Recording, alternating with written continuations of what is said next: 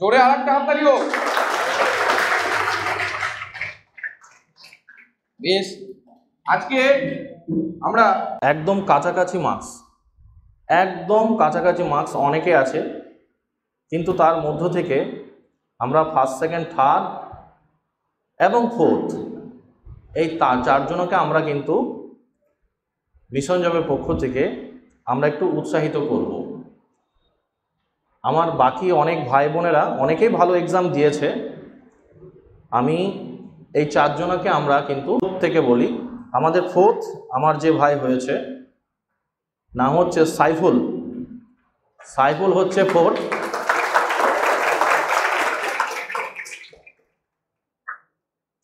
চলে এসো প্লিজ। সাইফুল হচ্ছে ফোর্থ।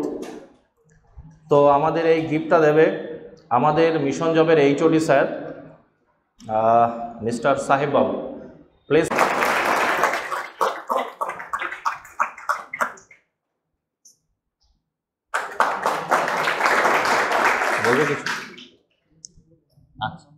আচ্ছা, বেশ।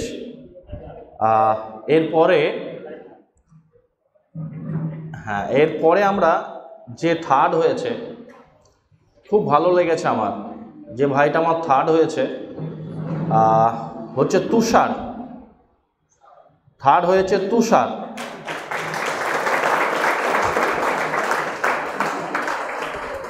প্রাপ্ত মার্কস হচ্ছে 47.25, থার্ড হয়েছে।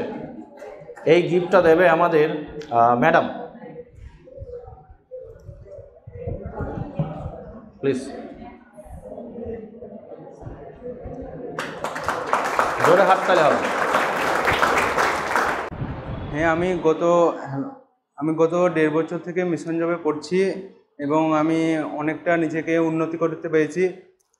এর আগে যখন আমি পরীক্ষা দিয়েছিলাম তখন আমি 20 বা 25 এরকম মার্কস আসতো। এখন আমি নিজেকে অনেক উন্নত করতে পেরেছি এবং আমি এই নম্বরে খুশি নই। আমি এই নম্বর আরও বাড়াতে চাই এবং আমি আশা রাখবো যে পড়লে অবশ্যই আমি এই নম্বর বাড়াতে পারবো।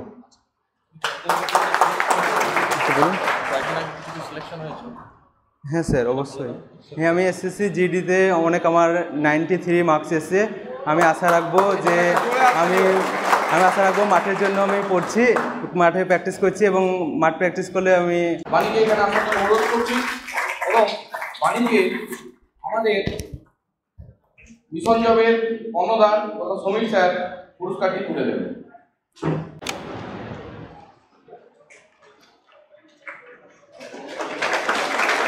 আচ্ছা, বাণীকে প্রশ্ন, আজকের পরীক্ষা সম্পর্কে অভিজ্ঞতা কীরকম, বা পরীক্ষা দিয়ে আজকে কি মনে হলো বা কি বার্তা থাকলো বাকিদের উদ্দেশ্যে?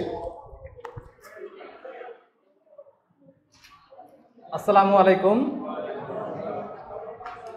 আজকে যে আমরা মক টেস্ট দিয়েছি, আমার যে নাম্বার তাতে আমি খুশি নয়। এর থেকে অবশ্যই আমাকে নাম্বার বাড়াতে হবে। মক টেস্ট সম্পর্কে দু এক কথা না বললেই নয়। তবে মক টেস্ট আমরা প্রতিনিয়ত রুমে দিয়ে থাকি। যারা আবাসিকে আছি তারা আমরা রুমে দিয়ে থাকি এবং যারা নন আবাসিক তারা আমরা বাড়িতে দিয়ে থাকি। বাড়িতে যতই আমরা মক টেস্ট দিই না কেন, এই যে পরিবেশ, এই পরিবেশে না এলে কখনোই বোঝা যাবে না যে আমি কত মার্কস পাচ্ছি। বাড়িতে একটা আলাদা পরিবেশ থাকে, সেখানে হয়তো 60-70 নাম্বার চলে আসবে। সেই নম্বর পেয়ে অনেকজন খুশিতে আত্মহারা হয়ে যায়, কিন্তু আত্মহারা হয়ে লাভ নেই। এই যে আসল জায়গা, এই যে পরিবেশ, এই পরিবেশে এসে ভালো নাম্বার পেতে হবে। তবে আমরা আগামী যে final mock test, final exam দেবো, সেখানে গিয়ে আমরা ভালো একটা স্থান করতে পারবো। এটাই আমার বার্তা। অসংখ্য ধন্যবাদ বাণীবাবুকে তার মূল্যবান বক্তব্য শেয়ার করার জন্য। তো প্রথমেই বাণীর কথা থেকে কিছু কথা তোমাদের উদ্দেশ্যে বলবো। বাণী যে কথাটা বললো যে বাড়িতে মক টেস্ট দিলে 60 থেকে 70টা নম্বর আমরা অনায়াসে পেয়ে যাই। তো আমরা এই পরীক্ষা হলে এসে যদি বাণীর কথাই যদি ধরি যে ছেলে 60 বা মেয়ে 60 বা 70 নম্বর পেয়ে যায়, পরীক্ষা হলে এসে কিন্তু নম্বর কমে যাচ্ছে বা কমে যায়। কেন? প্রথম হচ্ছে ভয়, দ্বিতীয় হচ্ছে পরিবেশ। তাই এই ভয় এবং পরিবেশকে কাটিয়ে উঠতে হবে, যার জন্যই এই মকের অ্যারেঞ্জমেন্ট। ভয় এবং পরিবেশ যদি আমরা দ্রুত কাটিয়ে উঠি, সফলতা কিন্তু হাতের ডগায়, সফলতা কিন্তু হবেই। তাই পরিবেশের মাধ্যমে নিজেকে অ্যাডাপ্ট করে নিতে হবে, এবং এই অ্যাডাপ্টেশন যার যত বেশি হবে তার সফলতা কিন্তু ততই আগে আসবে। যাই হোক, আমাদের এই পরীক্ষায় প্রথম স্থান অধিকার করেছে সুজিত নন্দী। জোরে একটা হাততালি হয়ে যায়। এই পরীক্ষায় সর্বোচ্চ স্থান অধিকারকারী সুজিত নন্দীকে আসার জন্য অনুরোধ করছি, এবং সুজিত নন্দীকে আমাদের প্রাইজ তুলে দিচ্ছে আমাদের সমীর স্যার, মিশন জবের কর্ণধার তথা এমডি সমীর স্যার।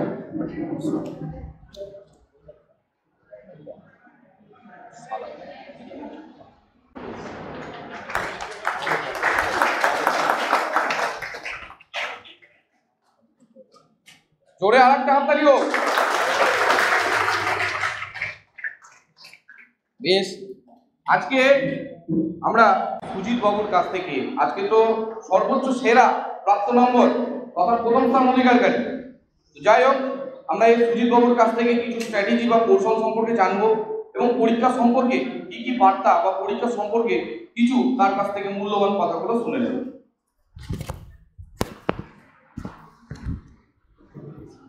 হ্যালো, নমস্কার সকল বন্ধু, ভাই এবং বান্ধবী। আজকে মক টেস্ট দিয়ে আমরা খুব উপকৃত হলাম নেক্সট এক্সামের জন্যে। তো আমি একটা কথাই বলবো যে always practice make perfect, practice make perfect. যত প্র্যাকটিস করবেন তত এগিয়ে যাবেন, হার কদমে এগিয়ে যাবেন। পরীক্ষা, এক্সাম, মক টেস্ট, যে কোনোভাবে পরীক্ষা নিজে থেকে প্রিপেয়ার হতে হবে যে আমি পারবো, আমার মধ্যে হবে, কনফিডেন্স রাখতে হবে সবসময়। রেজাল্ট খারাপ হোক কেন, ব্যাড এক্সপিরিয়েন্স আর এক্সপিরিয়েন্স ইজ সাকসেস। অলওয়েজ এগিয়ে দেবে জীবনকে। ধন্যবাদ। অসংখ্য ধন্যবাদ আমাদের সুজিত ভাইকে, যে যার মূল্যবান একটা বক্তব্য শেয়ার করলো যে প্র্যাকটিস মেক্স পারফেক্ট। একদমই তাই, একদম সহমত। এই মতের কোনো বিকল্প নেই। আমরা যদি অভ্যাস না করি, অভ্যাস যদি না করে তুলতে পারি, জীবনে সফলতা আসবে না।